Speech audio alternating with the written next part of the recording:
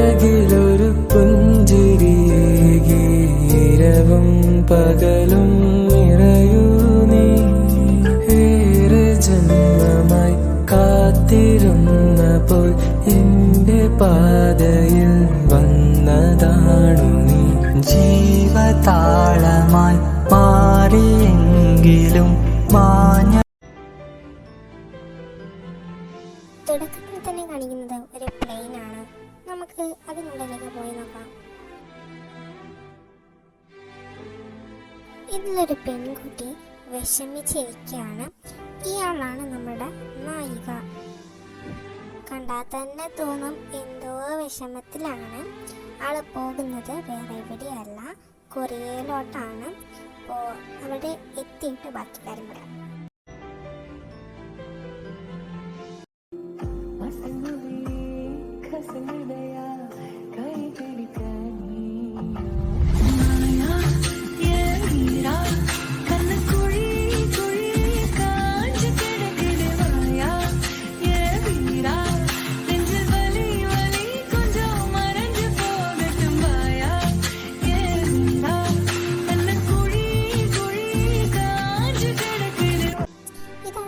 നായിക കിമ്യോൺ. ആളിപ്പോൾ പോകുന്നത് കൊറിയയിലോട്ടാണ്. ആളുടെ സ്ഥലം എവിടെയാണെന്ന് വെച്ചാൽ കേരളമാണ്. കേരളത്തിലേക്ക് വരാൻ കാരണം തന്നെ ചില പ്രോബ്ലംസ് ആണ്. ആൾക്ക് 23 വർഷങ്ങളായിട്ടും ഇതുവരെ സന്തോഷം ജീവിതത്തിൽ ഉണ്ടായിട്ടില്ല. അതുകൊണ്ടാണ് ഇങ്ങനെ സങ്കടപ്പെട്ടിരിക്കുന്നത്. കൊറിയയിൽ പോവാൻ വേറൊരു കാരണമുണ്ട്. ആൾക്ക് വേണ്ടപ്പെട്ട ഒരാൾ കൊറിയയിലാണുള്ളത്. അപ്പോൾ നമുക്കിനി സ്റ്റോറിയിലേക്ക് കിടക്കാം. നമ്മുടെ യൂൺ അങ്ങനെ സ്ഥലത്തെത്തി. അവിടെ എത്തിയപാടെ ആൾ പോയത് ആൾക്കറിയുന്നൊരു സ്ഥലമുണ്ടായിരുന്നു. ആളുടെ പ്രിയപ്പെട്ട ആളുടെ വീടുണ്ടായ സ്ഥലമാണ് അവിടെ. അപ്പോൾ അവിടെ പോയി നോക്കുമ്പോൾ പണ്ട് അവിടെ നല്ല വയലൊക്കെ ഉണ്ടായിരുന്നു. പക്ഷേ ഇപ്പോൾ അവിടെ വല്ല ബിൽഡിങ്ങൊക്കെ വന്ന് ഫുള്ള് കോളനീസ് ആയിരുന്നു. അപ്പോൾ അവിടെ പോയിട്ടാകുമ്പോൾ ഒരു മുത്തശ്ശി വന്ന് ചോദിക്കുകയാണ് എന്താ മോളെ പ്രശ്നമെന്ന്. അപ്പോൾ നമ്മുടെ നായിക പറയാണ് ഇവിടെ അന്നൊരു വീടുണ്ടായിരുന്നു, കിം ഫാമിലി. അവരൊക്കെ ഇവിടെ പോയിന്ന് ചോദിക്കുകയാണ്. പക്ഷെ അവർ ചോദിക്കുകയാണ് എത്ര വർഷമായി എന്നൊക്കെ ചോദിക്കുകയാണ്. പറയാണ് ഞാനിവിടെ നിന്ന് പോയിട്ട് 23 വർഷം തികഞ്ഞു എന്ന് പറയാണ്. അപ്പോൾ അവർ പറയാണ് ഞാൻ ഇവിടെ വന്നിട്ട് ഇപ്പോൾ 7 വർഷമായതേ ഉള്ളൂ മോളെ, എനിക്കറിഞ്ഞൂടാന്ന് പറയാണ്. അപ്പോൾ അവൾ വിഷമിച്ചിട്ട് നടക്കുകയാണ്. അപ്പോൾ ഒരു കോഫി ഷോപ്പ് കാണുകയാണ്. അപ്പോൾ അവിടെ ചെന്ന് കോഫി കുടിക്കുകയാണ്. അപ്പോൾ മനസ്സിൽ വിചാരിക്കുകയാണ് ഇനി എന്തായാലും ജോലി എടുത്ത് മാത്രമേ ജീവിക്കാൻ പറ്റത്തുള്ളൂ, ഇനി എനിക്ക് കയ്യിൽ ചിലവാക്കാൻ പൈസയൊന്നുമില്ല. അങ്ങനെയൊക്കെ ചിന്തിച്ചുകൊണ്ടിരിക്കുമ്പോൾ അവിടെയുള്ള കോഫി ഷോപ്പിലെ ആളോട് ചെന്ന് ചോദിക്കുകയാണ് ഇവിടെ എവിടെയെങ്കിലും ജോലി കിട്ടുമോ എന്നുള്ള കാര്യം. അപ്പോൾ അവർ പറയാണ് ഇവിടെ ഇപ്പോൾ ജോലിക്കാർ ആവശ്യമൊന്നുമില്ലല്ലോ മോളെ, ഇവിടെ ഇപ്പോൾ ജോലിക്കാരൊക്കെ ഉണ്ടെന്ന് പറയാണ്. അപ്പോൾ അവിടെ ഉണ്ടായിരുന്ന ഒരാൾ നടന്നടുത്തേക്ക് വരാം. Excuse me. യെസ്, എന്താ? തനിക്ക് ജോലിക്ക് അത്യാവശ്യമുണ്ടോ? നമ്മുടെ ബോസിന് ഒരു സ്റ്റാഫ് വേണമായിരുന്നു. അല്ല, താൻ പഠിത്തമൊക്കെ കഴിഞ്ഞോ? യെസ് സാർ, എനിക്ക് ജോലിക്ക് അത്യാവശ്യമുണ്ട്. എൻ്റെ പഠിത്തമൊക്കെ കഴിഞ്ഞു. ഓക്കെ, ജോലി ഞാൻ സംഘടിപ്പിച്ചു തരാം. Thank you sir, thank you so much. Hey, അതൊന്നും കുഴപ്പമില്ല. അല്ല, തനിക്ക് ജോലി ചെയ്യുന്നത് എവിടെയാണെന്നൊക്കെ അറിയണ്ടേ? അങ്ങനെയൊന്നും കുഴപ്പമില്ല സാർ, എവിടെയായാലും ഞാൻ ജോലി ചെയ്തോളാം. അങ്ങനെ പറഞ്ഞാൽ ശരിയാവില്ല. ജോലി ചെയ്യുന്നത് എവിടെയാണെന്ന് ഞാൻ പറഞ്ഞു തരാം, എൻ്റെ കൂടെ വന്നോളൂ എന്നും പറഞ്ഞ് അയാൾ അവളെയും കൂട്ടി ആൾക്കാരൊന്നും ഇല്ലാത്ത സ്ഥലത്തേക്ക് പോവാണ്. ഞാൻ അവിടുന്ന് മാറി നിൽക്കാൻ പറഞ്ഞത് വേറൊന്നുമല്ല, പബ്ലിക്സ് അറിഞ്ഞാൽ ഇത് പ്രശ്നമാവും, അതുകൊണ്ടാ. അല്ല, തനിക്ക് ബാങ്ക്താൻ ബോയ്സിനെ കുറിച്ച് അറിയാമോ? ബാങ്ക്താൻ ബോയ്സോ? എവിടെയോ കേട്ടൊരു പരിചയമുണ്ട്, എനിക്ക് റിയലായിട്ട് അറിയില്ല. അത് കുഴപ്പമില്ല, അതൊക്കെ മെല്ലെ മെല്ലെ പഠിച്ചാൽ മതിയാവും. ഓക്കെ. അല്ല, ഈ ബാങ്ക്താൻ ബോയ്സിൽ എത്ര ആൾക്കാരാ ഉള്ളത്? 7 ആൾക്കാരാ ഉള്ളത്. അപ്പോൾ ഞാൻ ഈ 7 ആൾക്കാരുടെയും അസിസ്റ്റന്റ് ആയിട്ടാണോ ജോലി ചെയ്യേണ്ടത്? ഏഴാൾക്കാരുടേതുമല്ല. അതിൽ ഒരാൾക്കൊഴികെ ബാക്കി എല്ലാവർക്കും അസിസ്റ്റൻസ് ഉണ്ട്. ആ ഒരാൾക്കും വേണ്ടിയിട്ട് മാത്രമാണ്. പേര് കിം ചെയ്യാം. ആള് കുറച്ച് വാശിക്കാരനാണ്. അസിസ്റ്റൻസ് ഒന്നും വേണ്ട എന്നാണ് പറഞ്ഞിരിക്കുന്നത്. പക്ഷേ ഇങ്ങനെ പോയ ഒട്ടും ശരിയാവില്ല. അതുകൊണ്ടാണ് ഞാൻ തന്നെ നിർത്തിയിരിക്കുന്നത്. ഓക്കെ, എനിക്ക് സമ്മതം. അങ്ങനെ അവർ ജോലിക്കാരൊക്കെ സംസാരിച്ചിട്ട് അവർ പിരിഞ്ഞ് ജിയ ഒരു ഹോട്ടലിൽ റൂം എടുക്കുകയാണ്. അവിടെയാണ് ഇനി ജിയ താമസിക്കാൻ പോകുന്നത്. അപ്പോൾ അവർ വേറെ ഒരു ഹൗസാണ് കൊടുത്തിരിക്കുന്നത്. അപ്പോൾ ഇനി മുതൽ ജിയ അവിടെയാണ് താമസിക്കുന്നത്. ഇനി ഹൗസിലേക്ക് പോയി നോക്കാം. പപ്പു, നീ എവിടെയാ? എനിക്ക് നിന്നെ കാണണം. ഈ പപ്പു ആരാണെന്ന് അറിയണ്ടേ? ഈ പപ്പു ആണ് നമ്മുടെ നായികയുടെ പ്രിയപ്പെട്ട ഒരാൾ. ആളുടെ റിയൽ നെയിം പപ്പു എന്നൊന്നും അല്ല കേട്ടോ. അവര് ഓരോരോ കൊല്ലം കഴിയുമ്പോഴും അല്ലെങ്കിൽ മാസങ്ങൾ കഴിയുമ്പോഴും അവർ തമ്മിലുള്ള പേര് മാറ്റുമായിരുന്നു. Our best ഫ്രണ്ട്സാണ്. ഇടയ്ക്ക് എവിടെയോ രണ്ടാൾക്കും അങ്ങോട്ടും ഇങ്ങോട്ടും ഒരു പ്രണയമൊക്കെ ഉണ്ടായിരുന്നു. അപ്പോൾ അവർ പേര് മാറ്റി കളിക്കാറുണ്ട്. അപ്പോൾ അങ്ങനെ ഇട്ട പേരാണ് പപ്പൂന്നും നമ്മുടെ യൂണിനെ വിളിക്കുന്നത് പിങ്കിന്നുമാണ്. അപ്പോൾ അവരെ ലാസ്റ്റായിട്ട് കാണുന്ന സമയം ആ ഒരു പേരായിരുന്നു ഇട്ടിട്ടുണ്ടായിരുന്നത്. അപ്പോൾ അതുകൊണ്ട് തന്നെ അവർ ഭയങ്കര മിസ്സാണ് പപ്പുവിനെയും പിങ്കിനെയും. അപ്പോൾ നമ്മുടെ നായകനറിയാൻ നിങ്ങൾക്ക് ഒരുപാട് കൊതിയുണ്ടാവുമെന്നറിയാം. നമുക്ക് സ്റ്റോറിയിലേക്ക് കിടക്കാം. അങ്ങനെ നമ്മുടെ നായിക അതൊക്കെ ആലോചിച്ച് അവിടെ തന്നെ കിടന്നുറങ്ങുകയാണ്. രാവിലെ 9:30 ആവുമ്പോഴാണ് ആളിനോട് അവിടെയുള്ളൊരു ഹൗസിൻ്റെ അഡ്രസ്സ് കൊടുത്തിരുന്നു. അവിടത്തേക്ക് പോവാൻ പറഞ്ഞിരിക്കുന്നത്.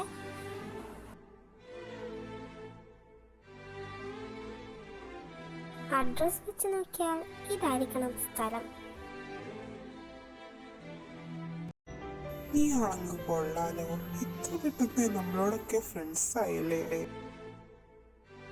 അതൊക്കെ പോട്ടെ, നിനക്ക് നമ്മുടെ പേരൊക്കെ അറിയാമോ? അത് ഇല്ല. അല്ല, അത് സാവധാനത്തിൽ നമുക്ക് പരിചയപ്പെടാലോ. എന്ത് സാവധാനത്തിൽ? ഇപ്പൊ തന്നെ എല്ലാവരെയും പരിചയപ്പെട്ടേക്ക്. ഞാൻ ആദ്യം തന്നെ എൻ്റെ പേര് പറയാം. എൻ്റെ പേര് മിൻ യൂങ്കി. എല്ലാവരും ഇനി സുഖാന്ന് വിളിക്കും, അല്ലെങ്കിൽ യൂഞ്ചിന്ന് വിളിക്കും. തനിക്ക് ഏത് പേരാ ഇഷ്ടപ്പെട്ടെ? എന്താ ഇവിടെ നടക്കണേ? പൂച്ചയെ പോയപ്പോൾ അതുമ്മിയിരുന്ന ഒരാളാണ്. ഇപ്പൊ എവിടുന്നാ തുള്ളി തന്നേ? അതെന്താടാ, എനിക്ക് മാത്രമേ എല്ലാവരോടും പരിചയപ്പെട്ടുള്ളൂ. എനിക്കും പരിചയപ്പെടണം. അല്ല കുട്ടി, കുട്ടിക്ക് എന്നെ എന്ത് പേരിൽ വിളിക്കാനാ ഇഷ്ടം? അത് ഞാൻ എല്ലാവരും വിളിക്കുന്ന പോലെ യുങ്കിച്ചായ എന്ന് വിളിക്കാം. മതി മതി മതി. യൂങ്കിച്ചായ. യൂങ്കിച്ചായന് കിട്ടിയില്ലേ യൂങ്കിച്ചായ? അതൊക്കെ പറ്റേ, എന്നെ എന്താ വിളിക്കുന്നത്? ആദ്യം നിന്റെ പേര് പറഞ്ഞു കൊടുക്കടാ പൊട്ട. ഓ സോറി മോൾ, എൻ്റെ പേര് പർച്ചിനി. എന്താ എന്നെ വിളിക്കുന്നത്? എന്നെ എല്ലാവരും വിളിക്കുന്നത് ജിമിനെ വിളിക്കാറുണ്ട്, പിന്നെ ഇതൊക്കെ വിളിക്കാറുണ്ട്. അങ്ങനെ വിളിക്കാറുണ്ട്. എന്താ വിളിക്കുന്നത് എന്നെ? അല്ല കുട്ടി, ഇവന് വേറെ 2 പേരും കൂടിയുണ്ട്. ഒന്ന് മോച്ചി, ഹേ സ്വീറ്റ് മോച്ചി. അല്ലെങ്കിൽ രണ്ടാമത്തത് തനി കാട്ടുകോഴി. അതിൽ ഏതെങ്കിലും 2 വിളിക്കാൻ നോക്കിക്കോ. നീ പോടാ മുയലമ്പല്ല, നിർത്തുന്നുണ്ട 2. ഞാൻ പേരൊക്കെ പറഞ്ഞുതരാം എന്നും പറഞ്ഞ് നമ്മുടെ ജിമ്മേട്ടൻ യൂണിനെ പേരൊക്കെ പറഞ്ഞു കൊടുക്കാണ്. അതേസമയം ആഹാ, ദേ അടുത്താള് വരണു.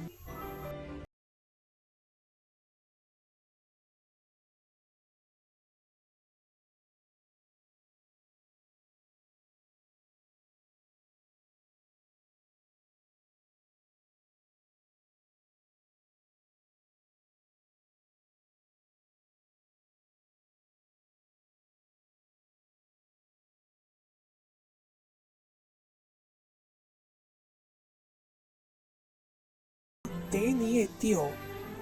ചിന്നേട്ടാ, ആരോട് ചോദിച്ചിട്ടാ എനിക്ക് വേണ്ടി ഇവിടെ അസിസ്റ്റന്റ് വെച്ചേ? നീ എന്തിനാ ഈ ചൂടാവുന്നേ?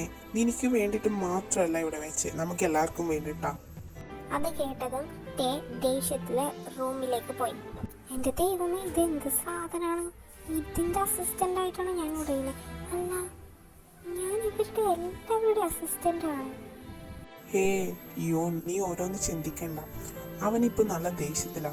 അതുകൊണ്ടാണ് ഞാൻ അവൻ്റെ അസിസ്റ്റൻ്റ് ആയിട്ടാണ് നിന്നെ എടുത്തിരിക്കുന്നതെന്ന് പറയാതിരുന്നത്.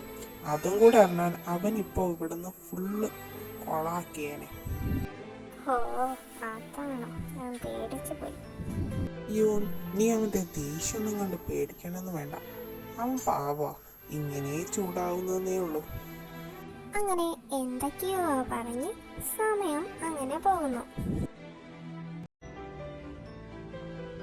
യൂൺ അവിടെ ജോയിൻ ചെയ്യാൻ തുടങ്ങിയിട്ട് ഇപ്പോൾ 3 മാസം കഴിഞ്ഞു. ഇതുവരെയായിട്ടും തേക്ക് യൂണിനെ ഇഷ്ടപ്പെട്ടിട്ടേയില്ല. തേക്ക് അവളവിടെ നിൽക്കുന്നതേ ഇഷ്ടമല്ലായിരുന്നു. പക്ഷേ യൂണിന് അങ്ങനെയൊന്നല്ല. യൂണിന് എന്തോ തേനോട് എന്തോ ഒരു ഇഷ്ടം അങ്ങ് കൂടി കയറിയാണ് മനസ്സിൽ.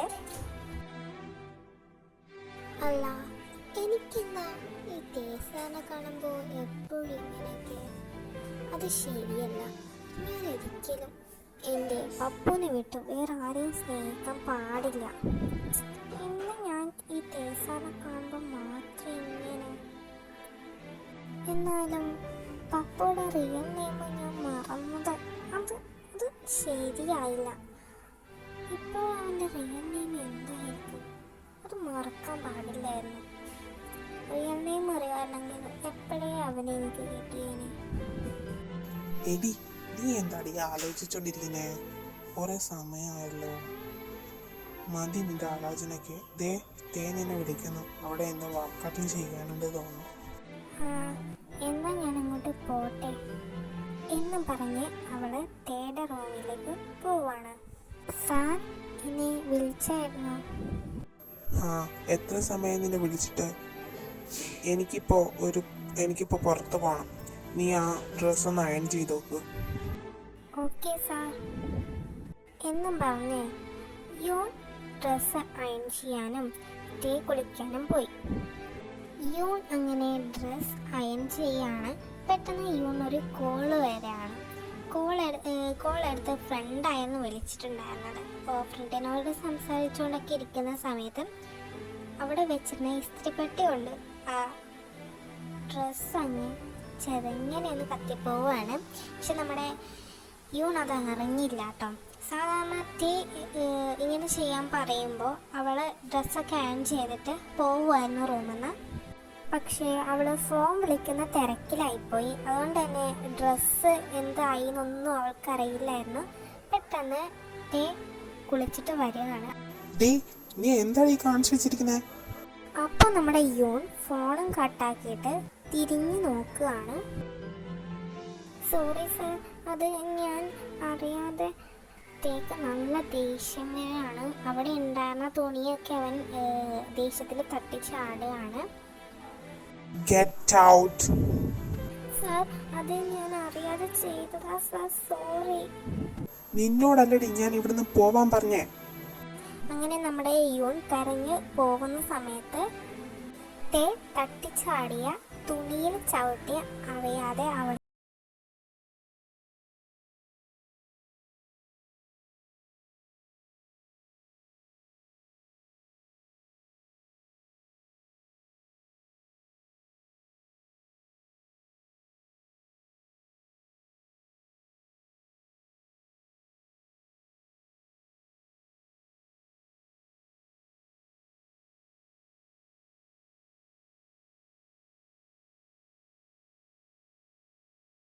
ഇതും കൂടി ആയപ്പോൾ തേക്ക് നല്ല ദേഷ്യം വരികയാണ്.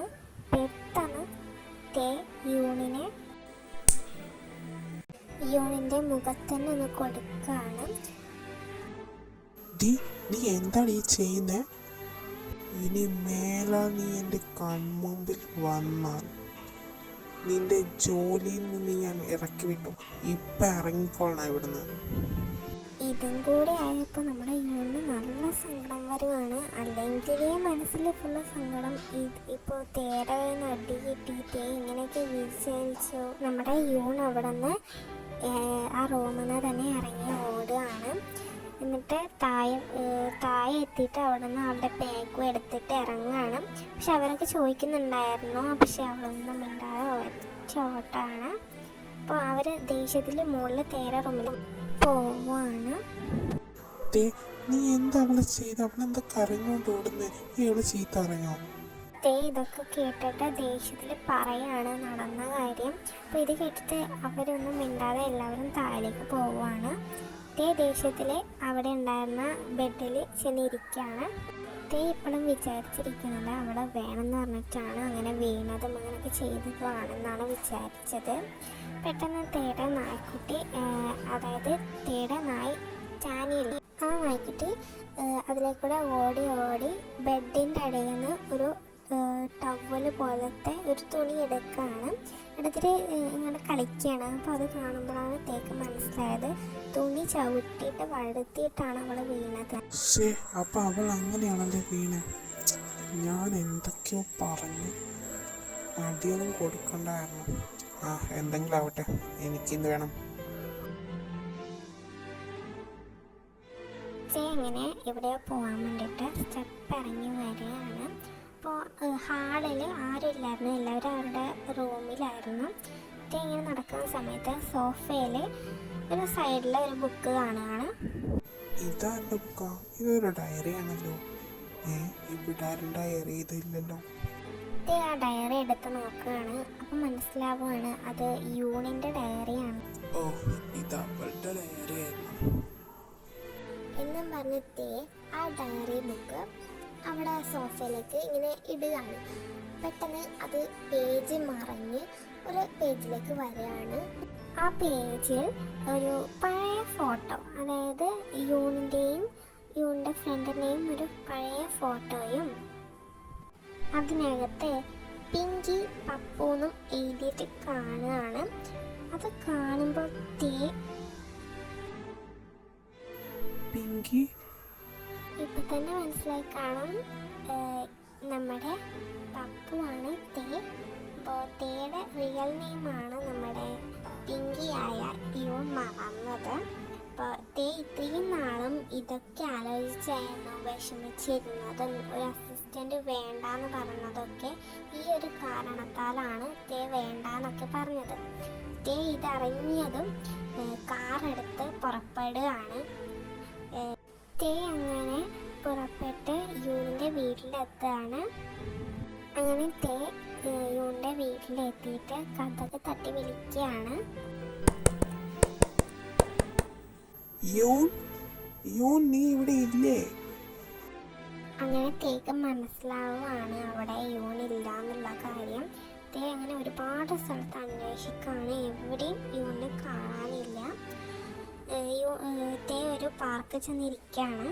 ഇനി ഞാൻ അവളെ എവിടെ പോയി കണ്ടെത്താനാണ്? എത്ര നാളായി ഞാൻ അവളെ കാണാൻ കൊതിയായിട്ട് എനിക്ക് വയ്യ. അങ്ങനെ പഴയ കാര്യങ്ങളൊക്കെ ആലോചിച്ചുകൊണ്ടിരിക്കുകയാണ്. പെട്ടെന്നാണ് തേക്ക് ഒരു കാര്യം ഓർമ്മ വന്നത്. അവൾ എവിടെയാന്നുള്ളത് എനിക്ക് മനസ്സിലായി. അവൾ മിക്കവാറും അവിടെയായിരിക്കണം എന്നും പറഞ്ഞ് കാറെടുത്ത് പോവുകയാണ്.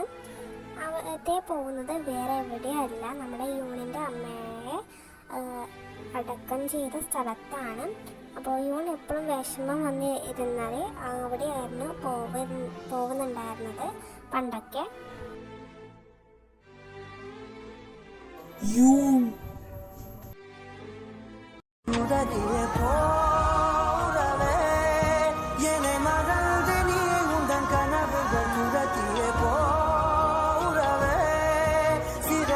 പിങ്കി, നിനക്കെന്നെ മനസ്സിലായോ?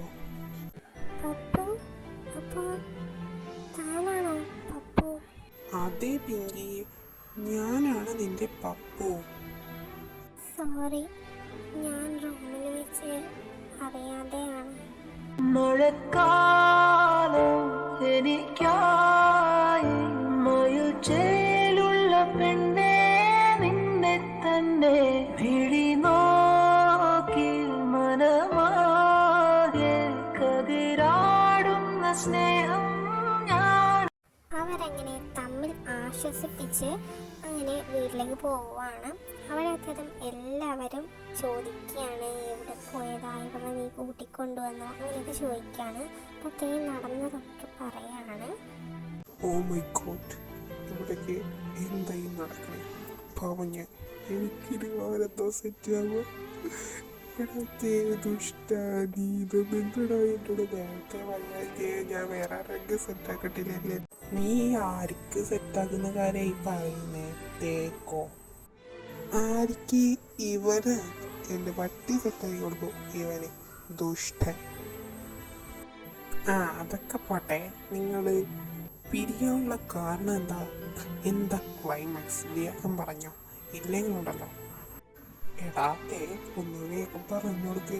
എൻ്റെ അടുത്താണ് കിടക്കണത്, രാത്രി എന്നെ ഉറങ്ങാൻ വിടില്ലടാ, ഒന്ന് പറഞ്ഞു കൊടുക്കടോ. അത് വില്ല കഥയൊന്നല്ല, അത് ജസ്റ്റ് പറഞ്ഞു വേണ്ടിരും. കഥ പറയാണ്. ഞാനും യൂണും പണ്ടേ ഫ്രണ്ട്സുകളായിരുന്നു. അപ്പോൾ ജിമിന് എൻ്റെ അടുത്ത് ഉണ്ടായിരുന്നില്ല. അപ്പോൾ ഞാൻ വേറെ നാട്ടിലായിരുന്നില്ലേ, അതുകൊണ്ട് തന്നെ ജിമിനെ ഞാൻ കണ്ടുമുട്ടിയത് യൂൺ പോയി കഴിഞ്ഞതിന് ശേഷമായിരുന്നു.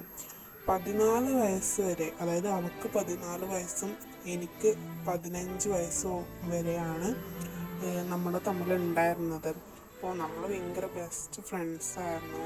ഒരു ദിവസം എൻ്റെ ഫാമിലീസ് പാവപ്പെട്ടവരായതുകൊണ്ട് തന്നെ ഇവളുടെ പപ്പക്ക് നമ്മളൊന്നും ഇഷ്ടമല്ലായിരുന്നു. അപ്പോൾ ആ ഒരു കാരണത്താൽ അന്ന് ഇവളെ എൻ്റെ വീട്ടിൽ നിന്ന് കൈപിടിച്ച് കൊണ്ടുപോയതാ. പിന്നീട് ഞാൻ അവളെ ഈ പരിസരത്തേ കണ്ടിട്ടില്ല. അയാള് എൻ്റെ പപ്പയല്ല. അപ്പൊ അയാളാരാ? അപ്പൊ ട്വിസ്റ്റ് വേഗം പറ. അയാളാരാ? ദുഷ്ടജിമിനെ മിണ്ടാതിരി. ആരായാള് പറ. നിനക്കെന്താണ്? ഇതന്നെയല്ലേ ഞാനും ചോദിച്ചേ. നിങ്ങൾ വഴക്കൂടണ്ട, അയാൾ എൻ്റെ മാമനാ. എൻ്റെ അച്ഛനെയും അമ്മേനെയും അയാളെ കൊന്ന്. എൻ്റെ അച്ഛനിവിടെ ഇല്ലേന്നറിയില്ല, പക്ഷെ അമ്മേനെ അയാളെ കൊന്ന്. എൻ്റെ പേരിലുള്ള സ്വത്തുക്കളൊക്കെ സ്വന്തമാക്കാൻ അയാളിങ്ങനെ ചെയ്തേ. എൻ്റെ അച്ഛൻ്റെ ബിസിനസ് കളഞ്ഞതും ഒക്കെ അയാളാ. ഈ കാര്യം എന്താ നീ എന്നോട് ആദ്യം പറയാതിരുന്നേ? അതിനെ പറ്റിയൊരു സാഹചര്യമൊന്നും കണ്ടില്ല, അതാ പറയാതിരുന്നേ. മതി ഇനി പറഞ്ഞ് കൊളാക്കി എല്ലാവരും. മതി, വന്ന് ഫുഡ്. അങ്ങനെ എല്ലാവരും ഫുഡൊക്കെ കഴിക്കുകയാണ്. അപ്പോൾ ജൂണേട്ടൻ ഒരു കാര്യം പറയാനാണ് എല്ലാവരോടായിട്ട്. ഞങ്ങളെല്ലാവരും ഒരു തീരുമാനം എടുക്കും.